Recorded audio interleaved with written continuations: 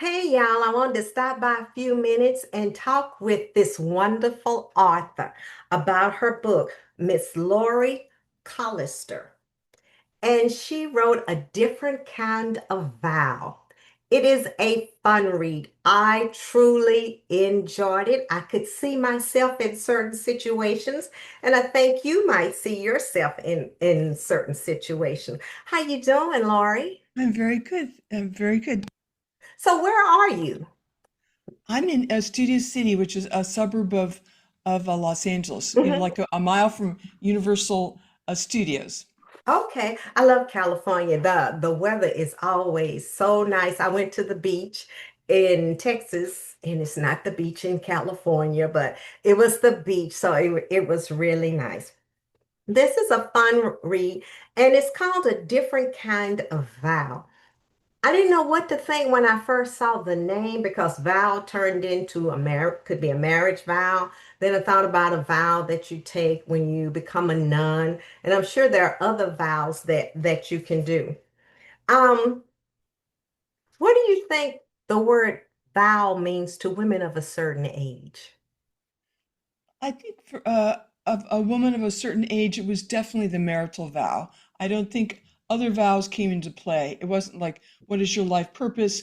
We already know it. It's you're going to be a wife and mother. That's your vow. So, I wonder though, did they think about that there are more women than there are men? oh, well, yes. And also that men die sooner than women. So there's even more women later. Yeah, because I thought about that. But yeah, to me, that was it. Even as a little girl, watching television, you always wanted to be married and have children. That was Hmm. it. If you went to college, you went there to get an MRS, not a master's, not a bachelor's. You went there to get that. And then your whole life became your children and your husband. And not saying anything wrong with that, but that was what we were taught.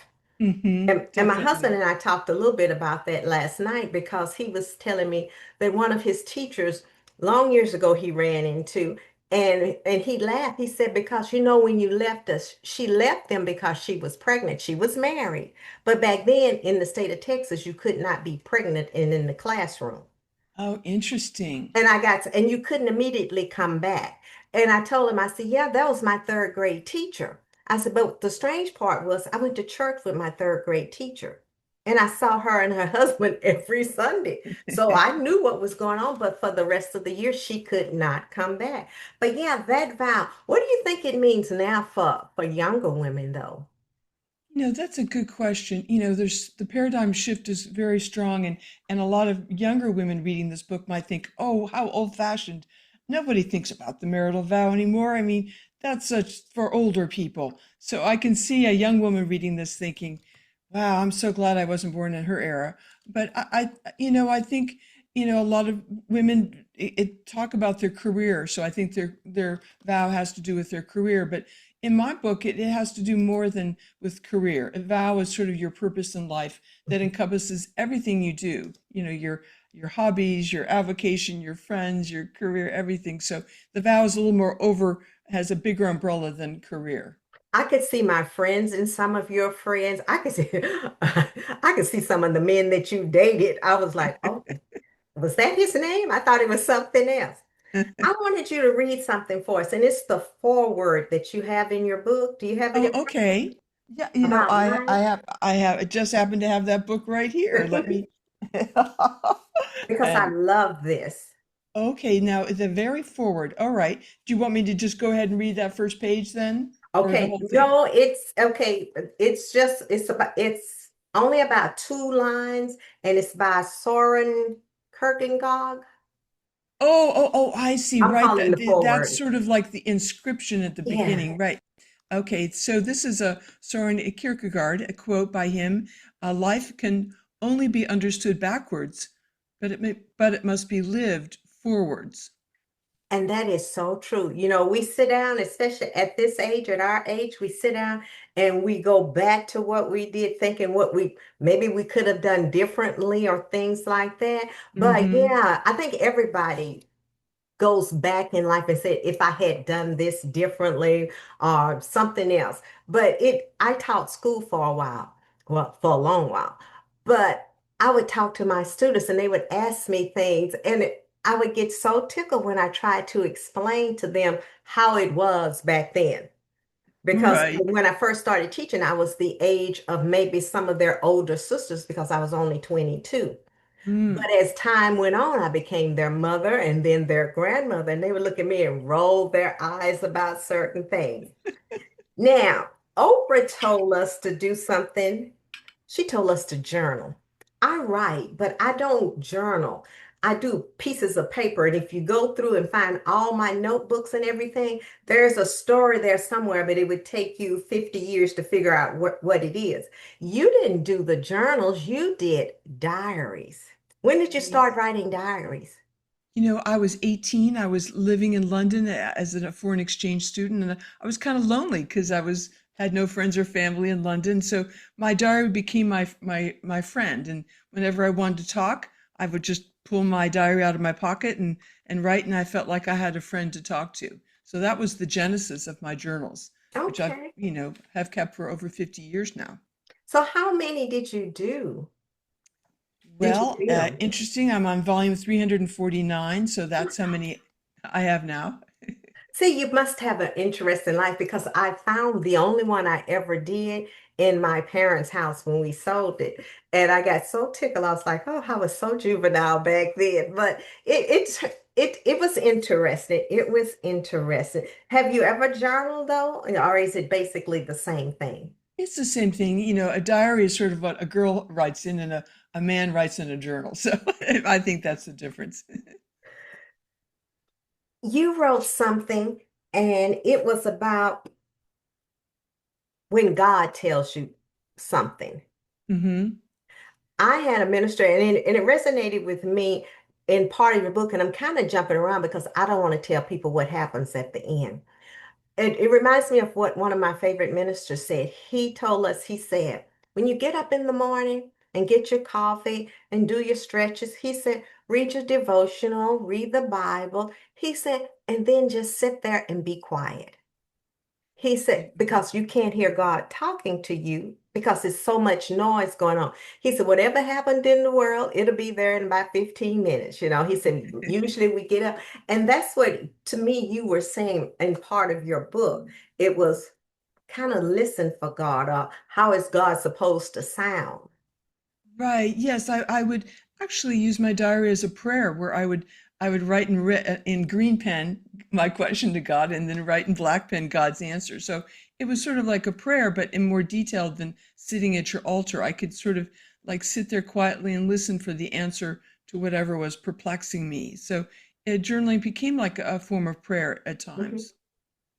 Do you ever think about some of the men in your life? Because I would go, you were talking about certain ones, and I was like, no, you don't want to date him. No, I don't think he's right for you. Yes, I mean that's where the Kierkegaard quote comes in, where in retrospect you're like, what were you thinking? You know, I know but it's like a friend of mine used to tell me, on paper they look good. They look compatible on paper. And you talk about dating before, basically before the internet was the internet. It was the internet, but in its infancy. mhm. Would you go back and do that again? Well, interesting, before the internet, it was called BBSing, which is called bulletin board system. It was sort of like the infancy, and the only people on it were, people who had the wherewithal to figure it out, which it wasn't easy at the time. And so it culled the people down to pretty interesting, educated, intelligent people. At the Hmm. beginning, you didn't have to cull through the masses. The people were pretty smart. So that was the beauty of before the internet when it was BBSing. But it was 40 cents a minute, so you couldn't like dilly-dally online. Oh no, that was like when telephones was so much a minute, you call Yes. after a certain time and so forth. And then too, nowadays you can airbrush yourself or put a filter on it and you can look anyway and it's not you. That was another thing I had to tell my students, that's not how they look for real.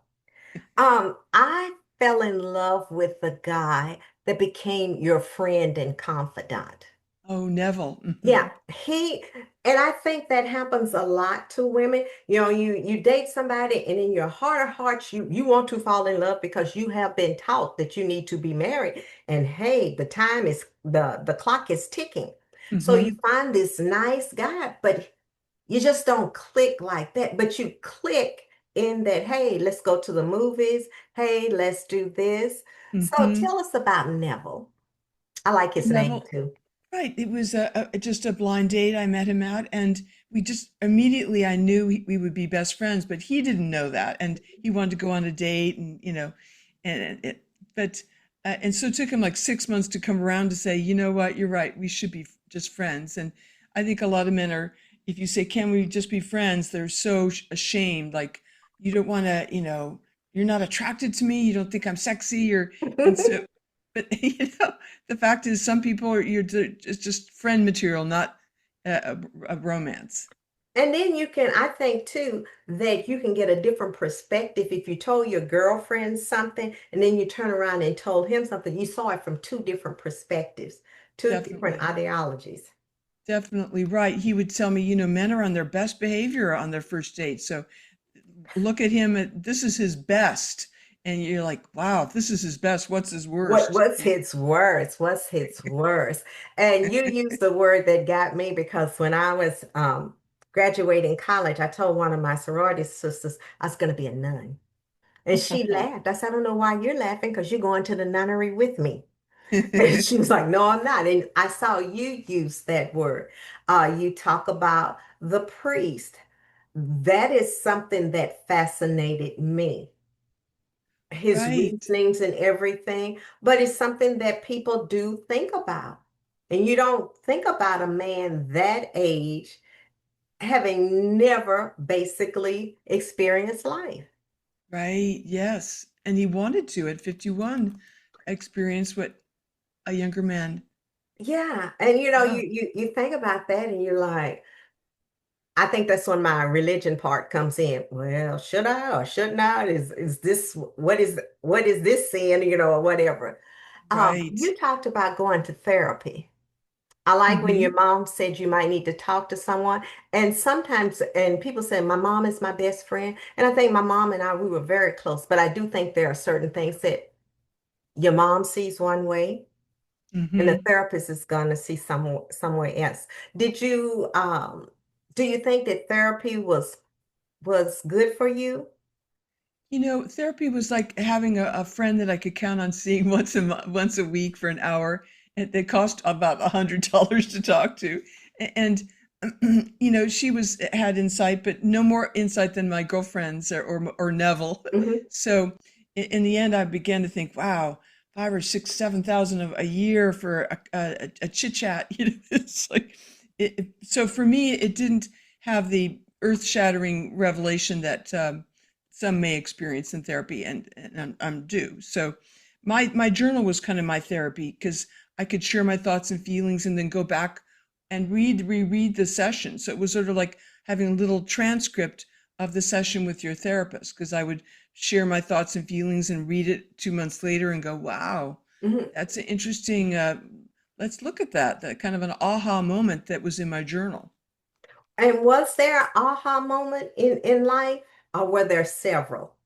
There were many aha moments, and I think rereading these hundreds of diaries, I could see them. At the time, I couldn't, Hmm. but later I could. As Kierkegaard said, you can't figure it out until in retrospect. Hmm. I also love the obscure caller. You can't do that now. You Oh, have a caller ID now. So oh, right, right. The I obscene phone did calling. like that. I was like, and I think that what we do now is, and I've seen it happen online, is somebody will call somebody, and it's usually they call an older person and they get to know that person or whatever. But it was so funny when you talked about that. Tell us about that. Well, back in the day, before caller ID, there were obscene phone callers who would call in the middle of the night because they were lonely or just wanted to torture you or whatever. And this guy, he called, and I was just new to LA and I wanted someone to talk to. So I befriended this obscene phone caller. And he was very perceptive and shared insights on life.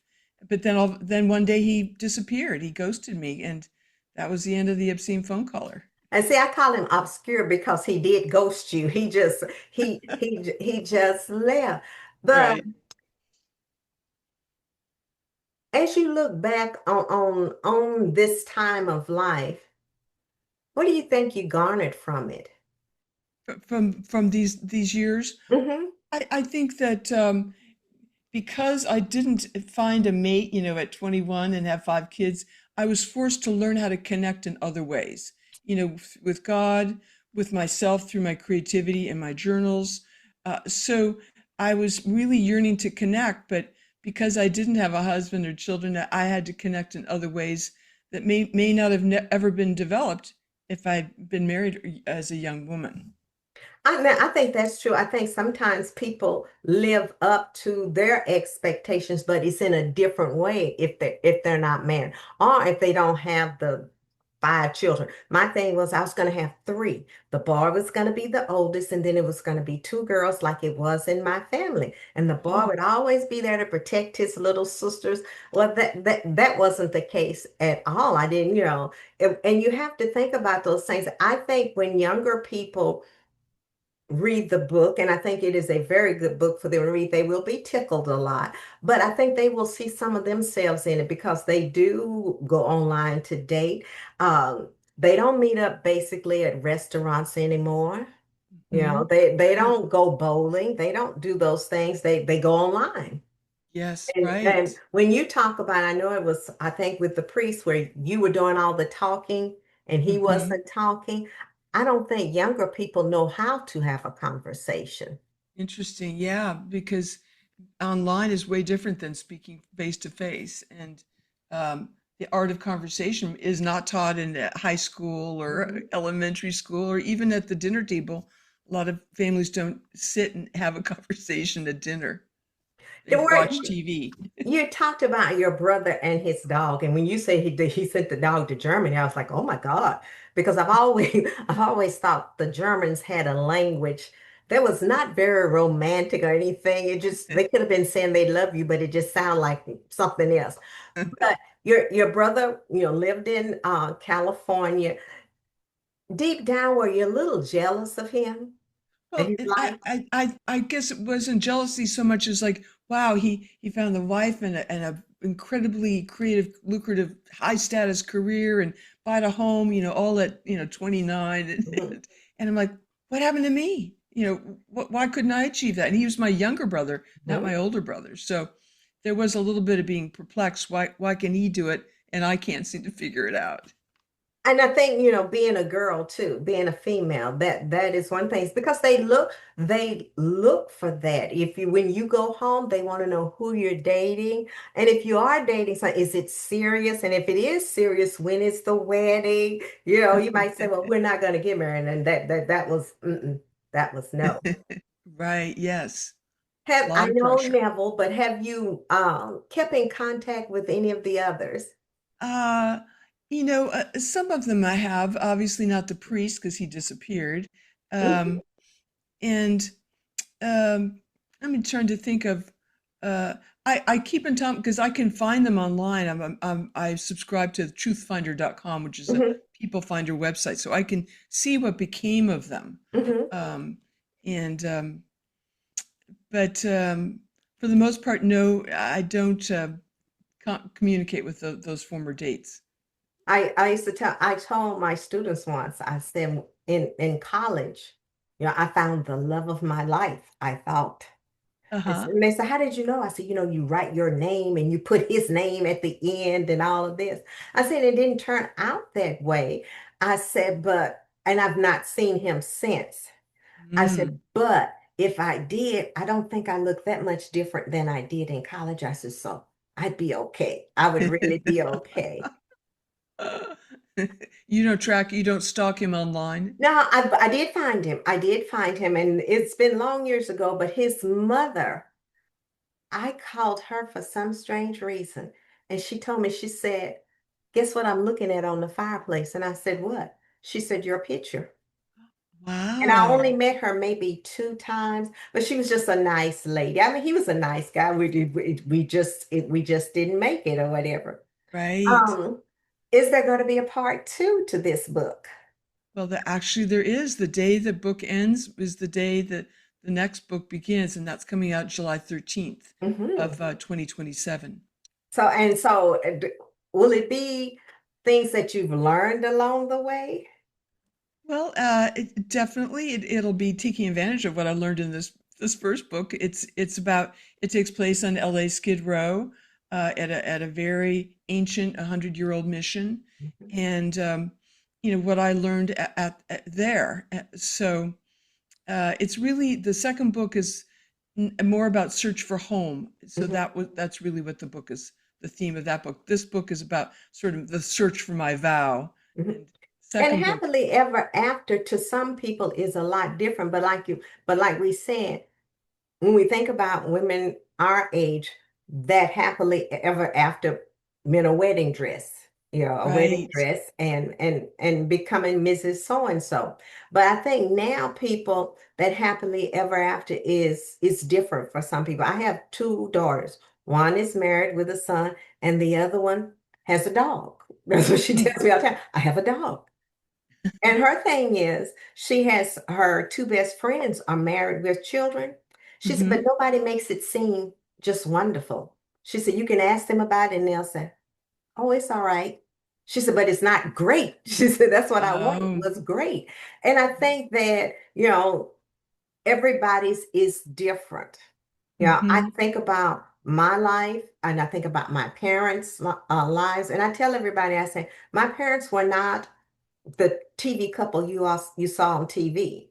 I said, Mm-hmm. but they were married for a long time. I truly believe that they loved each other. There was no outward showing of, affection or anything like that. I said, so I think our happily ever after is something different now.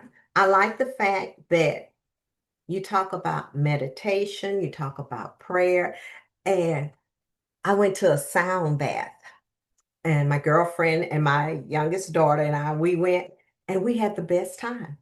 Now, I don't think I have a hard time meditating. My Right. mind wanders. Yes. But I learned something from you. And it was when you got up and you had that 30-minute portion. I try real hard now to do that as soon as I get up. And I try not to take my phone with me. And Good I think plan. that's part of our problem now is our phone is connected to us. Right. So, Right. and Yes. and I just saw this comedian said that he wanted to read the whole Bible. He said, I was reading it on my phone, but I decided I needed a hard copy Bible because online there are ads. Oh Something goodness. something will, TikTok will jump up and so on X or whatever. He says, so that. So your friends, after they read the book, what did they think? Well, I think, they thought, wow, I had no idea about, I didn't know all these things about you. So my friends learned new things about me. But um, I think they said that they could see how healing it was to write the book, that it was cathartic. And, I think Oprah said, writing a memoir is as good as therapy, if not better. And that was sort of the way it was for me. I saw myself in a new light, because when you look at all the challenges you've overcome and all the experiments and adventures you've done, you see yourself, you're not the loser that you thought you were. You're actually, I never thought you were a loser. I thought you were me just living in a different place. You were in California and I was down here in Texas and we were just living at a different place.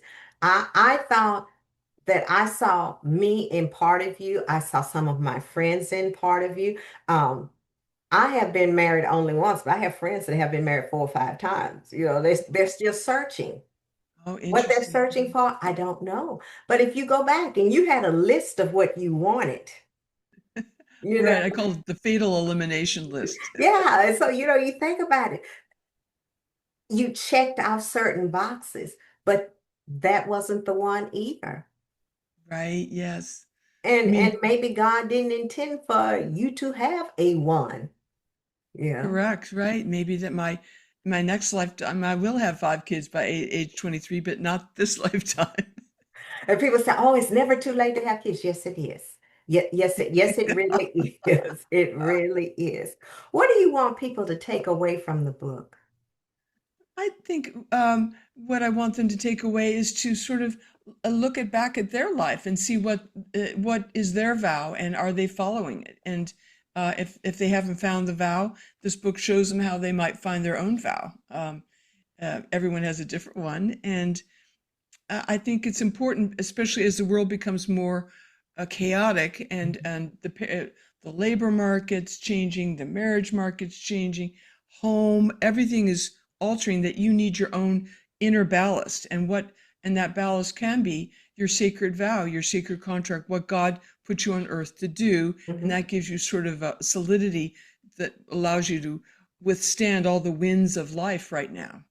And that was wonderful because I looked at all the careers that you had, but you are creative.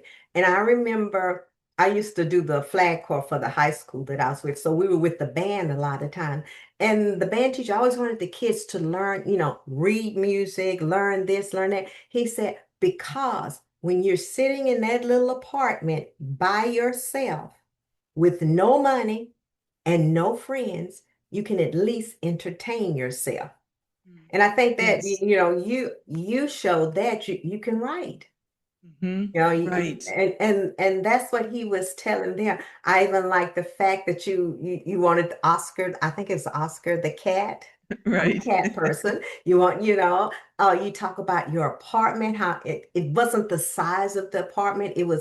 But it was a joy in that small apartment that you had that you didn't find at first in that larger condo. Right, right. That was a condo designed for a husband and 2 or 3 kids, not for one person. But see, don't I I had a friend and they had a house that had an upstairs, but it had that sweeping staircase like Loretta Young. Oh, And that's what right. I would do. I would go there and I would run down there. I said, I always wanted to be Loretta Young. But when they were talking about having children, they asked me something about the house. I said, it's it's not a baby house. You're too far Yes, away from the kids. To yes. get up in the middle of the night, you gotta walk a country mile. It's a wonderful house. It's big. But as you know, as we age, we go back to smaller. What's the one thing that you would tell your mother to tell your younger self? Oh. I think she would, I think I would tell my mother to tell me, you know, don't worry about, whether you do or don't have a husband doesn't indicate how lovable or charming or pretty you are. You know, that's nice to have, but it's not the only goal in life. And Mhm. I think it's important for you to find what your goal is other than a husband, because a husband won't always be there. He could die, he could find someone else, he could get sick, and so you can't depend on a husband. I think that's a good one. And I think some of the younger women would appreciate that. And it's okay. Everybody is different. You tell younger people and even people our age, if it works for you and your husband, I don't know what works for them. Yeah, for you. Right. Should you have a bank account together? If it works for you, should you not? If it works for you, and you Right. think about that. Yes. But think about those things that you didn't have to do. This is funny. When you didn't get married, you'd have to cook dinner. But I You just mean, I just love this. I think it would make a good book club read because people even if you only find one person, no, I only dated one person and I married that one person, you will see part of him in this book, I think. mhm. You will find something in there that says, yeah, he did that. It doesn't have to be anything bad because the people that you met, one of the ones that got me was when you made it dark. Oh, the You made, blackout night, right? yes. And I said, we do things like that because we're trying to kind of be alluring, to be different, to Mhm, show that we are different than maybe the person that you dated before. right. You had to put on a show, and Well, that is true because you wear your best dress, the one that's the cutest. And I remember you said something about it was gonna show your curves, but it wasn't too tight, you know. You wanted Right. you wanted it to look good, but not too tight. And Right. you do think about that, you got to go somewhere. You think about, was it Tammy Faye Baker that said Jim never saw her without her makeup? I was like, well, I knew y'all Oh. had messy pillowcases. But we do those things, and men don't do that. That, like your friend Neville said, they are on their best behavior. If you could go back and and tell one of them what you learned from them, what would it be? You Just mean one. from, I mean, One of from the one of those, guys. one of the guys? Yeah. Uh, let's see. I think maybe with the blind date, where I met this new man in total darkness, Mhm. that maybe we need to explore, how we feel about how we look, because he was afraid, I think his nose was too big, and I was afraid I wasn't going to look like his type. And so we had this huge amount of insecurity around looks instead of just going to meet for coffee and let the chips fall where they may, instead of blacking out the room and meeting in total darkness, that was incredibly dangerous for him and for me and ridiculous. But we all think about things that we've done, especially when we were younger. I know it has changed. Um, do you and your girlfriends laugh about it? Well, some of my girlfriends say, I don't want to talk about dating anymore. I can't talk about it because they're just so burnt out on dating. And if I mention dating, they won't talk to me about it. So some have forsworn dating forever. Hmm. Others want me to tell them what are the best dating apps, which I can't tell them because I'm not on one. But so, yeah, I think a lot of women my age have dated for so many years that they don't have a sense of optimism about the process, and so And it's not as a we top. mature, dating takes on I've never had to do it. Dating takes on a different look because it brings with them different things. It brings Yes, with sometimes built-in children. yes. Sometimes built-in ex-wives. My girlfriend and we watched The Golden Bachelor. Oh, We only did it that one year, and then we would recap it. We would go on TikTok, not TikTok, Instagram, and we had a little show. And I picked the one that he would marry. oh, And wow. she didn't like her, but I told him, I said, they're not gonna stay married. I And said, they because didn't, did they? no, because he keeps talking about his dead wife. And he Oh, talked about her, everything reminded him of her. I said, and her grandchildren and children lived in a certain place. So you have to pick up your whole life. When you're yes, single, you just go. You just yes, do. If you're not married, right, I could call you today and say, I'll meet you in New York tomorrow.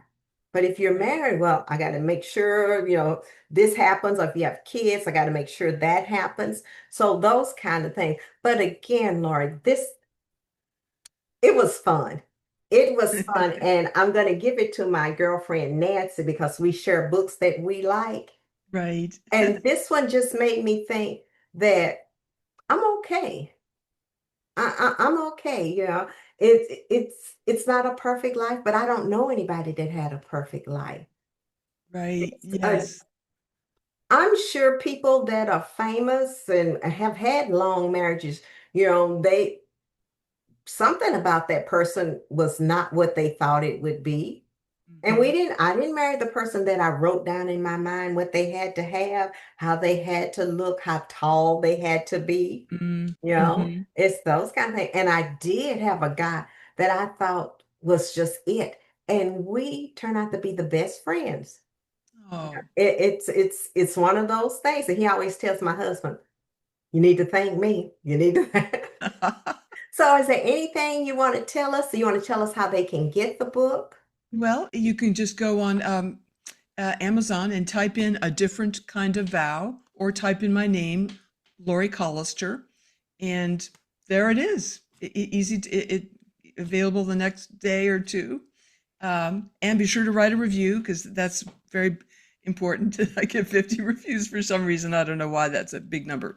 But so Uh, and then just in my website, lauriecollister.com, you can write comments about, if you want to communicate with me, there's a little contact page that you can, if you have something to say or want to ask me a question.